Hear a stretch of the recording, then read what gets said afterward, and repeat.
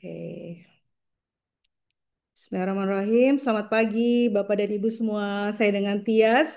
Pagi hari ini kembali lagi bertemu dengan Bapak dan Ibu yang sudah hadir ya di Leaders Talk Series setiap hari Selasa pukul 7 hingga pukul 8. Nah, setelah 2 minggu nih, saya dan Mbak Anti off dalam kegiatan Leader Talk Series. Hari ini kita akan mulai lagi dengan topik yang sangat menarik. Mungkin sebelumnya saya mau menyapa dulu nih, ada Pak Agus Yoga. Selamat pagi, Pak Agus Yoga. Ibu Titin. Nah, Pak Dedi. Oke, mudah-mudahan semuanya sehat dan dalam perjalanan, mudah-mudahan sampai ke lokasi dengan selamat ya. Hari ini kita akan membahas judul dari Leader Talks, yaitu Insurance is no longer just about protection, it's about trust, data, and transformation. Luar biasa nih, menarik nih, kayak topik yang semakin relevan dengan industri asuransi di era digital ya. Karena kita lihat saat ini interaksi pelanggan dengan perusahaan asuransi terjadi secara digital, baik itu aplikasi, chat, email, dan platform platform online-nya.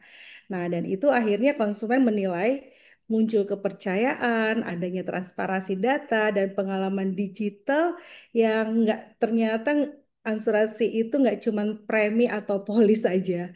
Nah, untuk itu hari ini kita akan mendatangkan langsung nih praktisi kita Bapak Ardianto Utomo, CEO dari Teknologi Pamadya Analitika atau disebut dengan Meditap. Selamat pagi Bapak. Pagi Pak Ardianto. Lagi di Selamat mute pagi, Pak. selamat pagi. Sorry, lupa gue. Oke.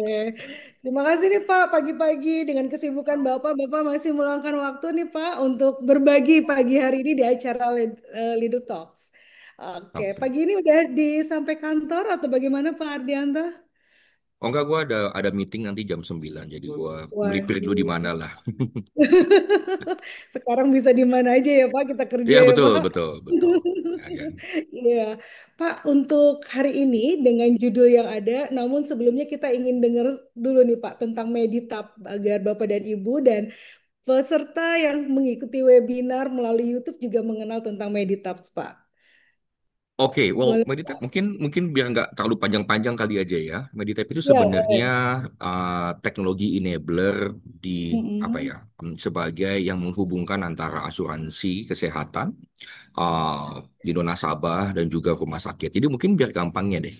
Kalau Iya, dalam di dunia perbankan finansial itu kan ada Visa dan Mastercard, right? So betul. Meditap behave exactly kayak Visa atau Mastercard. Iya. Jadi merchantnya adalah rumah sakit ataupun klinik, right? Penggunanya atau member yang pengguna kartunya adalah peserta dari perusahaan atau peserta dari asuransi, dan juga Mhm. banknya itu adalah asuransi ataupun perusahaan. Jadi Hmm. regardless apapun banknya kan, pasti kan kartunya either Visa atau Mastercard lah, kira-kira begitu. So Hmm. mereka Hmm. juga pretty much sama, apapun perusahaan atau asuransinya, ya kan, itu logonya logo Meditap yang menggabungkan secara infrastruktur. Oke. Meditap karena ini kedua terbesar di Indonesia, right? We are the Oke. second biggest, dan kita udah digital sebelum even before COVID. Jadi kan kalau banyak perusahaan tuh udah baru digital setelah COVID kan. Jadi setelah COVID Pakar baru dibangun digital lah, dia, Pak. ya. Dari awal memang Meditap itu it's already digital basis. Bahkan dari awal dibangun sebelum COVID itu menggunakan e-card. Jadi it's all about Hmm. application, it's about e-card. Antar rumah sakit ke kami pun juga udah digital basis, gak lagi pakai hard copy gitu kan. So kita Hmm. udah we've gone through the journey yang Hmm. mungkin banyak orang-orang baru mulai setelah COVID gitu kan. Setelah COVID terjadi, barulah mulai berpikir bagaimana mengubah dari manual ke digital. So we've gone through that. Of course dengan adanya AI, right? Sejak 2022 kita udah implement AI, bukan implement AI secara haphazard ya, bukan artinya buka ChatGPT terus di-upload, gitu kan? We Oke. actually break it down the task one by one, bagian mana yang memang bisa di-automate, bagaimana yang bisa actually done by AI, mana yang memang perlu manusia, gitu kan? So the basic function, basic checking, even ngechecking fraud detection aja, dokumen itu udah done by AI, dan Boleh. menghubungkan antara obat-obatan sama ini ada diagnosa ini obat-obatan gitu kan. Itu udah Hmm. nggak lagi pakai manusia untuk mappinginnya, it's all done by Oke. AI ya. Tapi manusia ini. menentukan apakah klaim tersebut bisa dibayarkan apa tidak, ya kan, sebagai final adjudication. But the basic checking orang ini eligible apa nggak eligible, obatnya berhubungan, indikasi medis, length of stay, is already done automatically by AI. Kita begitu. Oke, menarik Ya. sekali ya dari penjelasan dari Pak Ardianto tadi. Nah, Bapak nih akan berbagi pengalaman dalam digital transaksinya, bagaimana data driven insurance-nya gitu ya Pak Ardianto ya, dan strategi membangun trust pelanggan. Nah, Ya. untuk itu Pak, kita main dengar langsung nih dari Bapak, bagaimana di era digital ini sebuah perusahaan asuransi bisa membangun kepercayaan dan juga bisa memanfaatkan data nih untuk Ya. menghadirkan pengalaman pelanggan. Silakan Pak Ardianto. Sure, sure. Mungkin mungkin secara sharing pagi ini ya, biar nanti saya akan mungkin lebih ke arah general prinsipnya ya, secara Hmm. philosophical. Nanti mungkin kalau ada pertanyaan etc. Dan we'll talk about the detail and technical. Ya. Tapi mungkin saya akan coba sharing dulu dikit mengenai what's actually happening di market Hmm. dan lebih kepada secara overview prinsipalnya gitu ya. Maybe Ya. let me. Oh, sorry. Can I share my screen deh? Boleh, Ya. boleh. Boleh Oke. saya jadi. Silakan Bapak. Ya. Oke, proses. Oke. Yes. So Dan. yes, I think the whole idea, right, is asuransi kan orang mungkin melihatnya hanya sebagai protection, gitu kan. Kalau something happens, asuransi kick in lah. Kita mau bicara asuransi kesehatan, asuransi properti, motor vehicle, dan etc. Kalau kejadian sesuatu, kemudian asuransi menggantikan kerugian, gitu kan. Asuransi kerugian atau mungkin santunan, life insurance dan seterusnya. But the market actually have changed.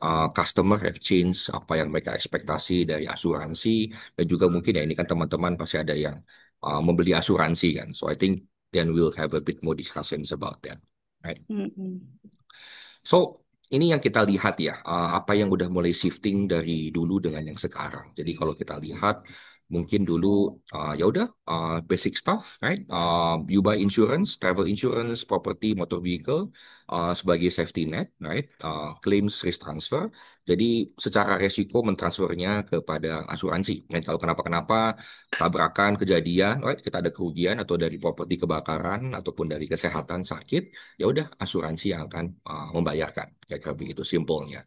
Tapi along the line mulai terlihat ada misalkan teknologi, ada certain kind of thing, consumer segala macam, dan juga kita mulai lihat kita nggak salingnya lihat dari Indonesia ya, tapi kan pattern dari Singapura dan negara tetangga yang actually coming to Indonesia.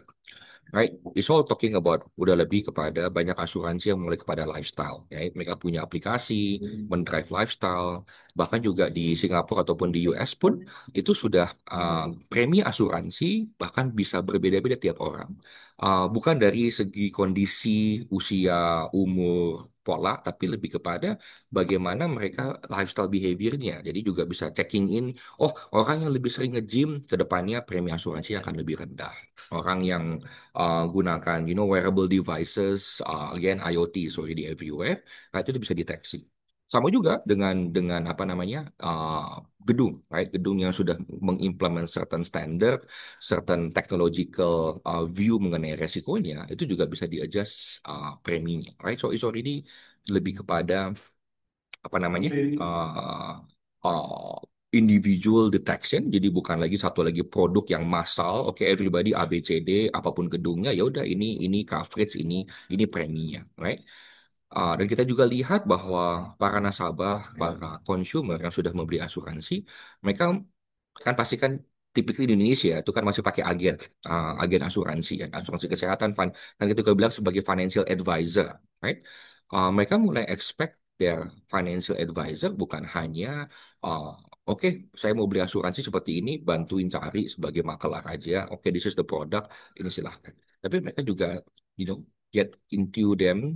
Oh, oke ini this is my current situation. Kedepannya anak saya akan begini, akan begitu. Kira-kira apa yang pas ya? Nah, that's why they become financial advisor, right?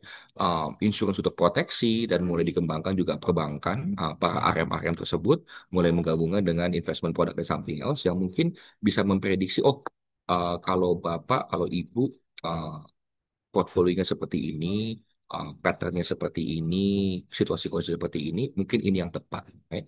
Jadi kita sudah mulai meminta kepada our agents atau financial advisor untuk mulai mempredik lah atau antisipasi. Oke, sebenarnya saya ini butuhnya apa lagi sih? Tell me apa yang mungkin saya nggak punya atau mungkin proteksi. Ya ini banyak juga kan, ya juga hari ini lagi ada berbagai macam event-event kayak BCA, Wealth Talk lah, hari ini juga ada Permata Wealth Talk. It's no longer just talking about yaudah asuransi produk proteksi, tapi lebih kepada holistic view bagaimana certain asuransi itu membantu. Right? Bahkan juga ada kalau misalnya perceraian lah atau meninggal lah, atau bagaimana gitu kan. Makanya saya baru dengar ada orang bicara uh, punya 5 istri, 13 T, nah itu bagaimana gitu kan warisannya berebutan tuh. How do you manage that gitu kan? So that's I think the changing of the consumer ke arah ke sana. Bukan lagi hanya transfer resiko safety net aja, but as a partner, hey, you need to understand me, insurance I understand me, this is my situations. What do you think we can tweak further dan segala macam, right? Jadi tekankan paling penting adalah insurance must become a trusted advisor. Right? Insurance itu baginya dari insurance company as a whole, baik juga maupun para agent yang mewakili asuransi. Right? Nggak enough lagi hanya oke ini produknya right claims and process, tapi lebih kepada how do we predict them, right? I think banyak juga asuransi Prudential, Allianz, all those stuff kind of thing, right? They have their own specific product for certain things, right? Prudential Syariah punya Pru Heritage, Pru macam-macam gitu kan, Allianz juga punya, right? So there are various things yang kemudian yang diciptakan untuk beradaptasi terhadap apa sih kebutuhan dari para nasabah. Well, I'm not here to sell insurance ya, gitu kan. Just telling the concept and the principle. Saya juga sih bukan orang asuransi. So now we talk about, well, used to, ya. So ada sedikit lah pengalaman orang asuransi. So now we talk about the new currency, right? Trust itu paling penting, right? Sometimes dalam hal dunia, again, asuransi itu kan secara prinsip adalah janji, ya kan? Insurance itu adalah menjanjikan jika sesuatu terjadi di masa depan, maka asuransi akan melakukan A, B, atau C. Right? Sama kayak misalnya properti, kalau kebakaran atau gempa atau terjadi sesuatu, asuransi akan melakukan pembayaran klaim berdasarkan limit ABC. Kesehatan juga sama, ada orang kecelakaan atau orang meninggal dunia, life insurance apa. Sebenarnya kan asuransi itu adalah janji. Right? So janji itu really based on trust. Kita melihat di luar sana, right? Orang tidak membeli berdasarkan produk mana dan mana yang murah, tapi lebih kepada orang yang kita kenal dan kita percaya, gitu kan? Makanya ada beberapa agent-agent yang mungkin sangat-sangat populer dan sangat-sangat, produktif. Ya, they have the relationship basis, dipercaya sama para nasabahnya. But again, customer bukan hanya, oke, you have a good product, I'll pay for it, I have personal protection, tapi juga mereka lihat, ini agennya oke nggak ya? Asuransinya oke nggak ya? Gitu kan. Jadi kadang-kadang bahkan di dalam dunia asuransi saya melihat premi itu bukan suatu faktor utama. Right? Beda-beda tipis gitu kan, tapi kalau saya lebih percaya asuransi yang A gitu kan, atau asuransi yang B, wah produknya coverage-nya luas, harganya murah, tapi kok image-nya ataupun apa ya, beritanya kurang bagus ya gitu kan di masyarakat gitu kan. So, itu juga menjadi suatu faktor. So, again, kita melihat trust itu benar-benar as a new currency, right? If you really building apa trustnya, people typically will flock to that, right? That's why the bigger names, typically mereka lebih menikmatin lebih banyak demand daripada yang mungkin lesser known insurers, gitu kan.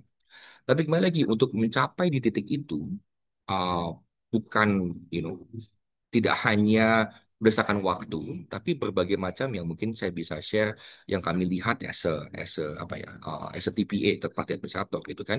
Kami yang infrastruktur ini yang menyokong para asuransi. Tapi kita mulai melihat nasabah itu kenapa pilih yang A, kenapa pilih yang B, kenapa yang pilih C. Itu ada beberapa hal, right? Transparansi, right? Uh, Bahwa secara underwriting jelas, jangan ada yang ditutup-tutupin. Agentnya juga kalau ditanya jawab dengan baik. Kalau ini dikatakan di cover, enggak gitu kan. Justru malah kita lihat nasabah yang ada asuransi yang, oh ini di cover Pak, semua di cover, malah jadi kayak bingung tanya-tanya, ini bener kan ya atau gue dicipuain gitu kan. Right? So transparent is key. Justru malah ada kalau para kita melihat yang benar-benar clear nih apa yang di cover, makanya preminya segini, ini apa yang mau naikin segala macam, it's all out there, the transparent itu kita lihat malah lebih banyak diminati gitu kan, karena mungkin juga banyak nasabah di luar sana yang trauma ya, terlalu banyak berita-berita, apalagi mungkin beberapa tahun yang lalu ada anggota DPR yang juga muncul di beritanya kan di publik kan mengenai asuransi gitu kan, unit link juga menjadi suatu masalah. So number one is always transparency kita lihat. Berikutnya fairness. Dalam handling kan ujung-ujungnya pembuktian dari janji asuransi itu adalah pada saat klaim. Right? Pada saat dia klaim motor vehicle lah, klaim asuransi kesehatan dan segala macam, pada saat klaim bagaimana? Apakah itu perceive sebagai, oh ya ini proper, ini sesuai dengan polis, fair, nggak mencari-cari dokumen kan, kadang banyak persepsi asuransi itu kok mempersulit pada saat klaim gitu kan, dokumennya kok yang boten-boten diminta gitu kan, so that's the key part of it. Right? Justru ada asuransi yang mulai bagaimana simplifikasi tadi yang mungkin 8 dokumen, hanya 4 dokumen yang dibutuhkan. As long as it's real eligible kan gitu. Tapi juga kita melihat ada juga masih asuransi yang mengikuti skema produk lama. Jadi ya udah harus dokumennya A B C D E F G gitu kan. Kadang-kadang kita juga bingung kenapa lo butuh yang dokumen ini gitu kan. Tapi ya oh karena ketentuannya begitu gitu kan. So itu yang mungkin kita kita lihat membuat sedikit complicated atau membuat kepuasan nasabah berkurang, image mungkin nggak baik, trustnya jadi why do you request for that gitu kan. Tapi juga tadi kembali yang mungkin mensimplifikasi itu yang kita lihat lebih tercipta trustnya. And last but not least yang paling important komunikasi, right? Uh, apa asuransi yang terus mengkomunikasikan kenapa kami begini, kenapa kami begitu, dokumen ini kenapa penting, dan etc. That build trust, right? Along the way, at the end of the day, beda 10%, 5%, mungkin tidak terlalu dampak, but if you really trust the product, gitu kan, the image is there, dan mungkin akan lebih memilih ke sana. Sama juga, dan trust itu kan perlu pembuktian. Throughout the years tadi, bagaimana klaimnya, bagaimana image-nya, di market seperti apa. So what we are seeing right now is that trust is even more important daripada, premi berapa, apakah berapa dan segala macam. Kalau mungkin preminya murah meriah gitu kan, tapi kok mereka nggak yakin ini perusahaan asuransi apa dari mana gitu kan, usually mereka juga nggak terlalu percaya. Makanya ini yang kesulitan para pemain-pemain baru bagaimana menciptakan building that trust. Right? So again, ultimately in today's market, trust matters lebih daripada breed. Right? Customer will pay more untuk kepada asuransi yang mereka believe in. So that's the thing. Right? There's a change. Bukan lagi hanya kontrak basis. Right? They actually have a particular trust relationship. Right? Trust not premiums is the real currency for us. Ada juga banyak perusahaan asuransi yang kita lihat kehilangan kepercayaan karena satu dua kasus yang besar gitu kan. Itu ada cascading effect to the rest of the portfolio. Walaupun sebenarnya mungkin bukan isu dari mereka gitu kan, but the trust is lost, dan itu yang menjadi suatu dampak yang cukup besar. Right? So now move on a bit, right? So now we're talking about data. Data is everywhere, right? We've gone digital. Banyak dulu kan banyak masih hard copy basis kind of thing. Kita udah mulai transformation. Mungkin kalau kita bicara spesifik asuransi kesehatan, ya kan, banyak asuransi yang sudah punya aplikasi, right? Bahkan aplikasinya connect kepada wearable device, gitu kan. Berapa step hari ini, berapa step minggu depan, berapa sih diabetes, gula dan segala macam itu masuk ke dalam perhitungan, kan? So those are the things yang mulai dikembangkan. Mungkin Indonesia belum sedevelop in other countries, but kita bahkan melihat there's dynamic pricing happens di Singapura, di US, right? Berdasarkan certain behavior of the particular person, itu dampaknya seperti apa. Sama juga dengan kayak grup asuransi kesehatan secara kumpulan ya, grup medical insurance dari perusahaan PT AB yang MIC, bagaimana itu data medical check up bisa connected, kemudian bisa membuat suatu asuransi, oke, maybe let's preminya ini lower resiko daripada yang sana. Sama juga nggak hanya dari apa namanya individu, tapi juga dari properti, dari perumahan, bagaimana home sensors, kemudian juga ada namanya smart buildingnya kan, kita bisa langsung connect, detected bahwa certain area misalnya terlalu panas, terlalu ada kebocoran, bisa langsung ke detect. Nah hal-hal tersebut ini memberikan keyakinan bahwa risikonya lebih rendah, dan actually there is a impact towards premium and coverage gitu kan. Jadi sudah mulai-mulai kita ke arah personalize gitu kan, bahkan kalau istilah yang barunya hyper personalized, right? So even different individual, different building itu bisa bisa beda-beda coverage maupun secara premiumnya. Things are moving towards that, right? Proactive prevention, personalization, right? Dan yang udah mulai kita lihat adalah the advent of AI itu mulai predict, right? Bahkan sebelum ada data, mungkin that particular individual characteristic property belum ada data, tapi berdasarkan the various data out there, mulai bikin predictive model, right? Predictive model itu bukan lagi kalau dulu kan masih pakai manusia, kita hitung-hitungan segala macam, but with AI and digital data, predictive model itu bisa bergerak on a daily basis bahkan, right? Berdasarkan informasi yang ada, masukin feeding, bagaimana mereka mulai bisa memprediksi, oke, kalau customer misalnya kayak seperti ini, usia 42 tahun, uh, mungkin nggak terlalu uh, heavy gitu kan, tapi juga mungkin nggak terlalu kurus, tapi uh, jarang olahraga. Ini sebenarnya biasanya kayak kayak gimana?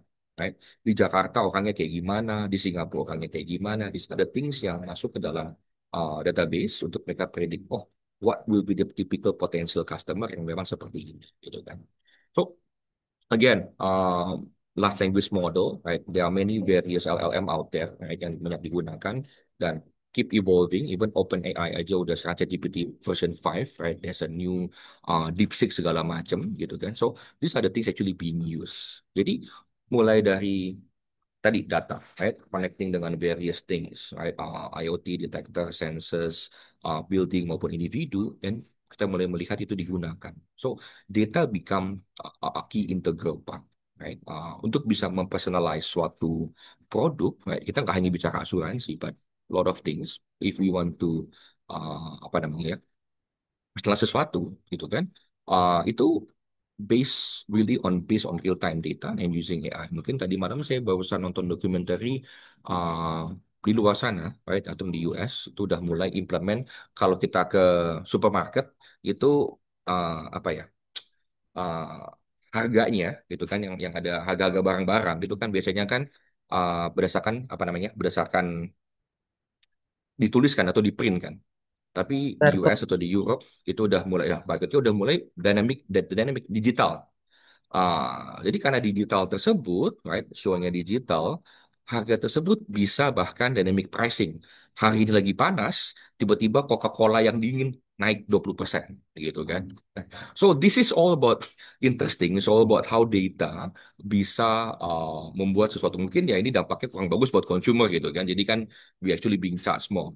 Tapi juga sama, mungkin yang saya lihatnya adalah pisang yang lagi udah mulai kurang baik itu, uh, supermarket bisa langsung implement lower prices untuk pisang-pisang tersebut gitu kan, berdasarkan expiry date, kapan mereka diimpor dan segala, kapan mereka dibawa masuk situ. So the dynamic pricing can actually help. Again, simple, right? The whole idea of data availability connected to everywhere, kemudian juga using AI and large language model untuk bagaimana kita lakukan predictive on a daily basis. Same thing. So it's not just in insurance, but I think kita lihat everywhere di luar sana menggunakan hal tersebut, right? So again, back from reaktif berdasarkan data kita terima dulu kan, asuransi terimanya dari dokumen yang hard copy orang isi. Oh, dia smoker apa non smoker gitu kan, atau dia begini begini begini. Sama juga kalau asuransi building, mereka kan laporan tuh buildingnya berapa besar, berapa luasnya, tingginya berapa, pemadam kebakarannya di mana aja, titiknya di mana aja, terus mereka mulai assess kan. But we are moving towards really proactive, right? Data-driven system. Manusia ada tadi wearable devices, IoT, connect kepada tadi rumah sakit, ketahuan ini orangnya bagaimana, gitu kan. Sama juga dengan di gedung ada IoT, ada sensor. Oh, sensornya lagi doing very well, buildingnya di manage dengan baik, nggak ada masalah. Oke, then actually better quotation, right? So we are seeing in the past 2 or 3 months, technology actually rapidly increasing, right? It's everywhere, right? Again, it's not just satu spesifik asuransi, but I think it's across the whole insurance product, bahkan juga di luar daripada dunia asuransi, right? Now, the thing is issue, right? Ini mungkin saya ngambil dari sedikit Spider-Man, right? So, with great data comes great responsibility. Data itu banyak banget, right? Bahkan kita, mungkin kalau yang teman-teman, ini saya tadinya mau masukin materi mengenai satu sehat, gitu kan, tapi kan dikit takut nih gitu kalau government kan sensitive matters ya. But now kita lihat, mungkin teman-teman udah banyak yang melihat mengenai satu sehat beritanya. Bagaimana pemerintah mau menggabungkan data dari berbagai rumah sakit, feeding langsung. ya kan? Jadi juga bisa ketahuan nih kondisi-kondisi manusia, orang-orang di Indonesia, rakyatnya bagaimana, asuransi bisa masuk melihat datanya spesifik individu seperti apa, atau mungkin secara general Indonesia seperti apa, dan juga bisa membantu secara treatment. Mungkin saya bisa share dikit, dulu kebetulan you know, technological park gitu kan, dulu healthcare di Singapura. Singapura waktu itu mencoba menggabungkan data medis dengan berbagai asuransi perusahaan rumah sakit dan klinis karena ada satu particular kasus ada orang kecelakaan langsung dibawa ke rumah sakit terdekat pada saat diinjeksi suatu obat untuk pertolongan pertama langsung allergic reaction, right? Karena dokter tersebut nggak tahu bahwa that particular guy has this particular allergic reaction to certain apa nama komponen gitu kan. Apabila data semua itu tergabung, right? Jadi pada saat dia pun kemanapun rumah sakitnya, nggak perlu lagi harus MRI lagi, nggak perlu CT scan lagi, nggak perlu lab test lagi, itu akan sangat bisa membantu, kan kira-kira begitu. Right? Bisa juga mencegah fatality dan segala macam. So the idea of data. Data is being feeded, right? Satu sehat juga mencoba rumah sakit feeding kepada data ke satu sehat, right? Apa artinya? Apa isu potensinya? Number one, security first, right? How do we protect those data?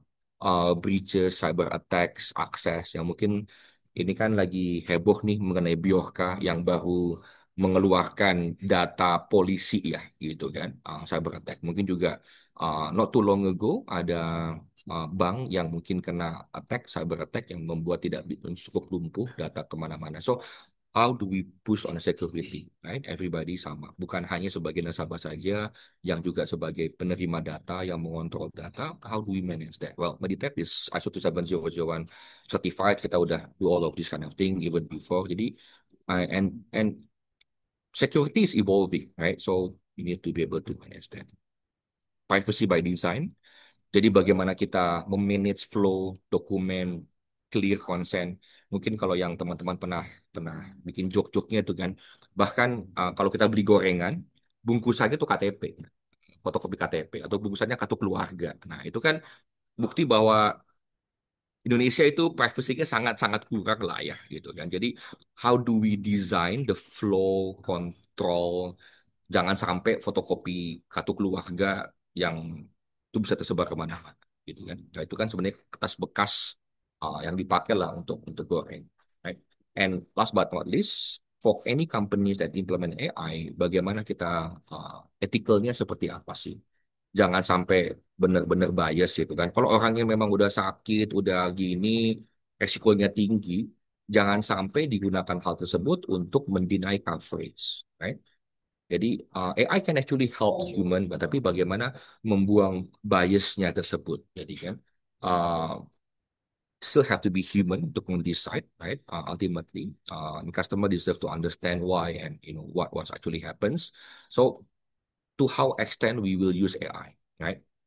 Jangan sampai juga AI menentukan segala macam gitu kan. Mungkin kita takutnya kemudian ya nanti tiba-tiba muncul lah dari masa depan uh, ya Skynet lah gitu kan. So yeah, just bear with me. Just have I think two more slides, right, to go. Again, not talking about we're talking about trust. We're talking about the data availability out there, right? Kenapa mulai melihat bisa hyper personalization bahkan. So how do we transform, right? Bagaimana perusahaan baik yang sebagai perusahaan asuransi ataupun juga perusahaan yang menikmatin atau mentransfer resikonya kepada asuransi, right? It's just pretty much simple. How do we move dari manual process, right? Yang tadinya mungkin masih hard copy dikirimnya, how do we move towards all digital data, right? Kemudian although that actually being used by AI, right? Nggak hanya di nasabah kok atau nggak hanya di asuransi ataupun uh, perusahaan yang menjual produknya, but how even nasabahnya pun actually using how do we use on both ends, right? Prediksi market situation dan mungkin asuransi untuk mempredik, right? How do we predict analytical, memberikan rekomendasi secara personal, accuracy and scalability gitu kan. So based on situation mungkin Bapak apa siapa ABC, right? Itu kemudian akan di feeding kepada para agent mungkin agent yang kemudian menyampaikan, oh Pak berdasarkan your profile, maybe we can recommend ABC. Mungkin produk ini yang lebih tepat, produk ini nggak terlalu tepat. Mungkin Bapak udah punya banyak coverage mengenai life insurance, tapi mungkin Bapak kurang di critical illness itu something, gitu kan. You are now 50 years old, Anda punya 4 anak, 2 istri gitu kan. Nah, ini mungkin bagaimana situasinya gitu kan, atau protection. Nah, Positive partnership, right? Ini mungkin yang kita perlu tekankan kembali bahwa again it's all about trust. The trust is there. How we protect between positive partnership dengan para nasabah, dengan para dengan asuransi. Experience have to be managed, right? The AI will help on the basic stuff, transformation data. But in terms of relationship, that's something really have to be rely on the human being, right? So back again, I think this is last about transformation, right? It's not about masih banyak yang saya temukan di luar sana adalah oh Pak kita have gone digital gitu kan, tapi itu kayak dari hard copy sekarang isinya Google Form, ya gitu kan, nggak gitu sebenarnya, right? You're not like filling up tadinya ditulis kan jadi isi Google Form Pak. Wah, kita digital. Digital Ya, ya Pak. iya itu betul tuh mungkin jadi digital data, tapi kan it's the very basic stuff lah, right? But going digital, it's more about how do we see the whole process, gitu kan? Bukan tadinya cuman tanda tangan basah jadi tanda tangan digital, gitu kan? Bukan, that's not the real idea of going digital. But how do you see the whole holistic view, prosesnya seperti apa yang pas bagaimana, kapan we have to go to on the virtual, on the digital, kapan kita bisa touch-nya. So, it's changing the process. Bukan hanya mendigitalkan yang tadinya hard copy atau tadinya manual, but looking at it lebih kepada a bit more holistic view, gitu kan. Mungkin kadang-kadang bahkan dari 7-8 step, saya cuma 3 step, gitu kan. Certain things mungkin juga bisa kita predicted bagaimana dan seterusnya. Right? And again, we are not just talking about in insurance. Right? I think secara other industry pun itu juga kita lihat. Saya cuma juga bantuin teman di FMCG, looking at the whole process, right? Certain things mungkin no longer relevant gitu kan. Kadang-kadang kalau kita terlalu sudah lama, 10 tahun, 8 tahun mengerjakan suatu proses, sometimes kita Hmm. nggak terlalu melihat apa yang something is wrong. Right? Sampai kita perlu orang lain untuk melihat dari luar sana, why doing this ini udah nggak lagi relevan. Mungkin kita bisa begini kan. So I think going digital, looking at the whole thing gitu kan. Right? Uh, yeah, so equation of value, right? Tadinya kan kalau asuransi, kan back to asuransi lagi ya, gitu kan. Asuransi itu start foundation, financial security, risk mitigation, peace of mind, right? But data is the engine, insights-nya. Bagaimana kita personalize, bagaimana kita prevention, efficiency, gitu kan. Data is actually determining it. But to be able to get the whole thing stick together, you need to have the trust. And we're talking about that's why we're talking about the glue. Tadi sampaikan transparent, fairness, constant information. You have the data. We were talking about ibu menurut kami, ibu dengan situasi seperti ini harusnya ABC. But kalau nasabahnya I don't trust you gitu kan. Who are you? Siapa kamu gitu kan? Kayaknya enggak deh gitu kan. Enggak data mau sekeren apapun. But if you don't have the trust, right, walaupun itu udah bener-bener akurat lah, bahkan bisa mempredik sekarang harga emas berapa yang terus naik gitu kan. But if you don't have the trust in there, juga nggak akan kejadian. Right? So these two, trust and data, actually get the outcome, nah, dan how we transform. Benar-benar partnershipnya, kita empowerment. And once you get the trust and actually we get going, it's lasting value. Bukan hanya sebagai, beli produk dan done about it, but how we go. But again, ini saya juga melihat, it's not just in insurance industry, right? It's a whole bigger, applicable to across, I mean, our life, right? Gitu ya kan. Jadi, ya, so this is something mungkin juga kita could take away, right? It's not just about spesifik hanya dunia asuransi doang yang kayak begini, but I think it's every, right? Again, Ya. it's all about fundamental shift, it's a insurance industry, right? Uh, so how do we master all of this? Itu key-nya untuk di masa depan. The things are moving. Kita mencari equilibrium baru, things are transforming, right? So yes, last but not least again, saya lompat balik-balik industri luar asuransi lagi gitu kan. But talking about insurance, future insurance itu bukan hanya proteksi, but how bagaimana kita partnership, right? Bukan bukan jualan lagi produk lah. Oke, produk ini bagaimana, Pak? Bapak mau pakai gimana pun ya ini produk ini gitu kan. Asuransi ataupun yang kayak customized service bukan kayak pecel lele gitu kan. Yo, kan ini lagi heboh pecel lele soalnya kan kemarin DPR lagi ribut tuh sama Pertamina Marshall gitu kan. Saya maunya apa? Dia bilang saya lupa tuh gado-gado tapi dikasih pecel lele atau something like that lah gitu kan. So kan enggak ini enggak bukan produk push. It's not about the product push, but how to we cater that. And again, data itu penting. How do we get the data? How do we get the trust? Right? And ya, ini kan dunia kan makin kacau balau ya gitu kan. It's becoming a bit uncertain. Right? Ukraine War, Trump juga makin aneh-aneh, China juga makin bingung di sini, China makin terus kadang-kadang teori ekonomi udah nggak lagi relevan gitu kan. Banyak orang bilang kita harusnya udah depression, recession right now, tapi kok juga nggak terjadi, which is good bagi kami gitu kan. Kita juga punya menq baru, Purbaya ya kan, yang baru ini muncul ada berbagai macam kontroversial. Orang predik bakal begini, bakal begitu gitu kan. Ternyata ya things nggak really that way gitu kan. So ya lots of things uncertain teori-teori yang lama yang saya belajar waktu zaman kuliah kayaknya udah nggak applicable lagi gitu kan. So we have to Iya. adapt with the new data lah kira-kira begitu. So I think I'm gonna stop here, yaitu materi yang mungkin saya bisa share hari ini. I'm not talking about technical stuff, but mungkin saya bisa share lebih kepada ke arah prinsip dan philosophicalnya what's going on and what do we see going happen in the future ya. So Oke. yes, back to you, Bu Tias, Bu Anti. Baik, Monggo. terima kasih Pak Ardianto nih dengan slide yang sudah tadi digambarkan ya, kita jadi lebih banyak terbuka. Ini ada pertanyaan dari Pak Akir, Pak. Saya bacakan, Oh, beliau sudah menuliskan di chat. Apa sure. yang harus dilakukan oleh perusahaan asuransi yang sedang mati suri untuk menumbuhkan kembali Waduh. kepercayaan ini para nasabah? Bagaimana nih dari pandangan Pak Ardianto nih, dari pertanyaan Pak Akir? Perusahaan asuransi yang mati suri yang sedang untuk menumbuhkan kembali kepercayaan. Oke. Sayangnya lagi cukup banyak nih Pak yang asuransi lagi mati suri. Mungkin Mm-mm. wah ini saya oke mungkin saya share aja nih.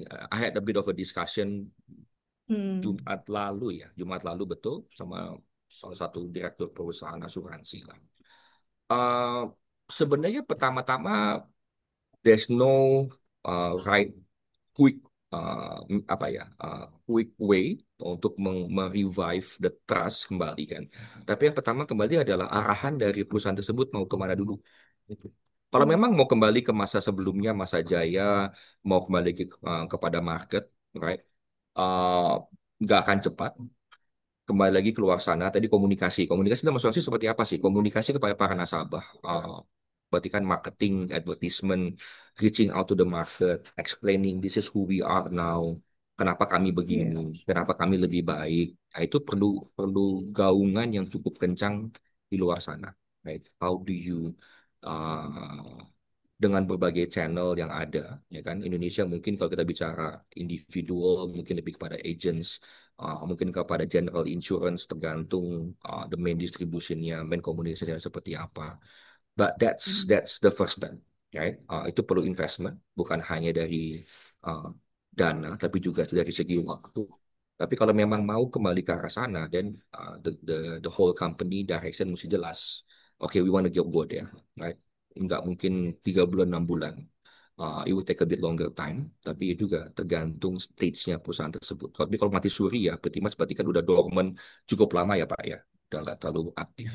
So going back again to the market, communication tadi mungkin saya sampaikan, communication transparent, dan pada saat ada kejadian nasabah, pembuktiannya pada saat klaim, it's all convenient, right? Tadi juga katakan secara fair, itu yang build the trust. Nah, Ya. as the trust grow, then you kan lebih memilih, ya gitu. Ya kalau di dunia asuransi kesehatan yang always selalu ada di sana ya namanya itu aja kan kita bilang ada Prudential lah, Allianz lah segala macam gitu kan always ada di situ terus kan ya kan. Eh, para broker pun juga sebagai suatu channel ya kan ada banyak broker di luar sana ada Mars ada IBS dan segala macam gitu kan.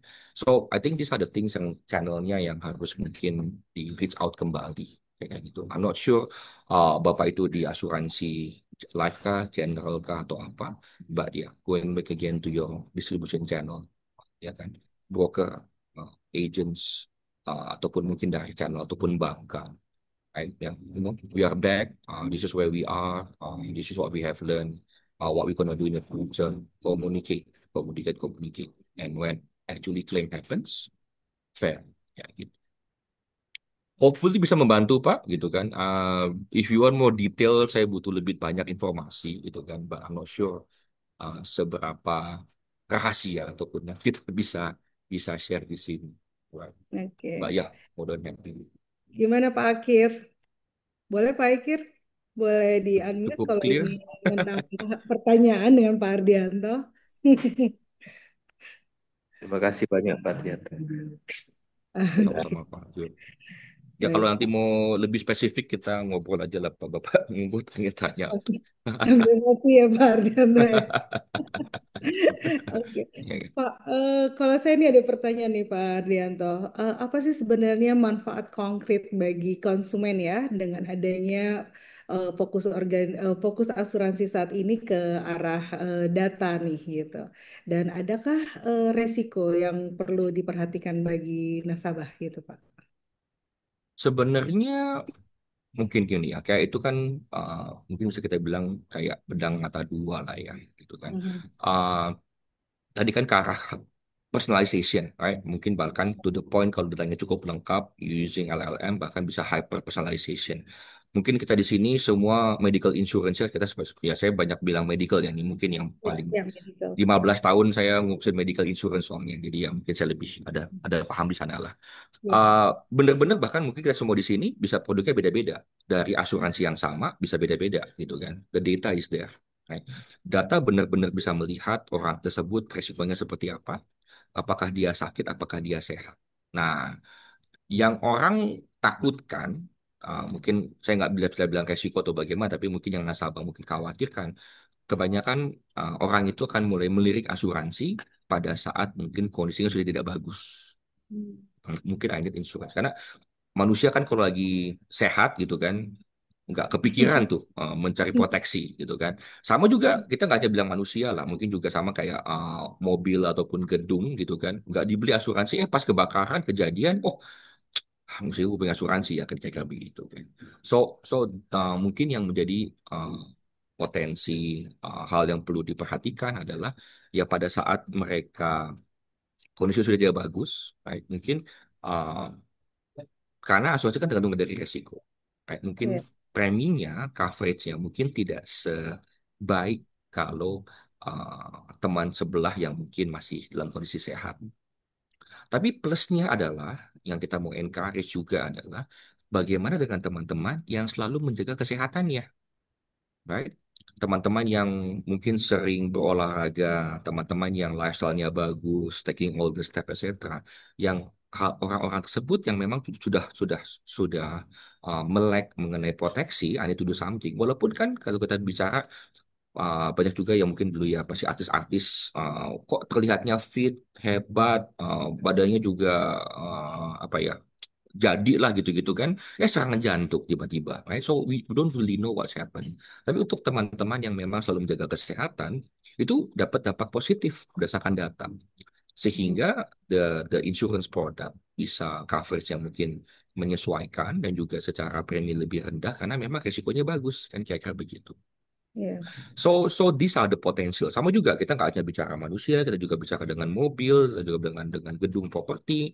Uh, Mungkin ini saya bisa share dikit. Di luar sana udah ada asuransi motor vehicle berdasarkan cara supir menyetir, right? So betul, mobilnya itu ya kan sekarang kan ya bahkan udah ada mobil yang bisa apa self driving car, right? betul. So mobil itu ketahuan ya apalagi elektrik sekarang data itu kan dikumpulin ya seberapa cepat dia melaju seberapa sering dia ngerem akselerasi dia modelnya ugal-ugalan apa tidak ugal-ugalan gitu kan bahkan di luar sana sudah ada premi asuransi motor vehicle bukan sama akhirnya tapi berdasarkan behavior orang tersebut gitu kan yang drivingnya bagus normal ya preminya lebih bagus dibandingkan dengan yang ugal-ugalan gitu kan yang mungkin kalau di Indonesia bus akap susah dapat asuransi kalau kita kayak kayak begitu gitu kan ya dia nolong kanan kiri but yeah the data is there Jadi itu applicable di luar sana udah banyak di apply, nggak hanya di manusia tapi juga motor vehicle dan segala macam. Ya, itunya sih yang perlu diperhatikan. Apakah itu Oke, resiko atau tidak? Ya, saya nggak bisa komen. Again, it's something yang mungkin perlu diperhatikan saja. perlu diperhatikan. Baik. Oke, ada pertanyaan lagi terakhir mungkin dari Bapak dan Ibu semua. Nggak kerasa nih udah jam 8 pagi ya. Udah cepet juga. Iya, cepet ya Pak. Seru Pak soalnya materinya Waduh, Mbak. waduh. Kami sendiri yang Banyak-banyak kan. hal baru gitu kan. Oke. Di akhir mungkin di akhir ini Pak boleh beri yang hadir di sini adalah para leaders ya Pak. Dan kalau kita lihat kita tadi bicara tentang trust, data dan transformation. Nah, bagaimana nih Pak pesan terakhir dari Pak Ardianto yang bisa kami bawa pulang berkaitan dengan tadi jarang sekali kan orang menggunakan data itu sebagai value value ya yang sangat bernilai yang bisa untuk pengembangan bisnis ke depan. Silakan Pak Ardianto. Boleh Pak Oke, di akhir kata-kata you put ini. me on the spot here.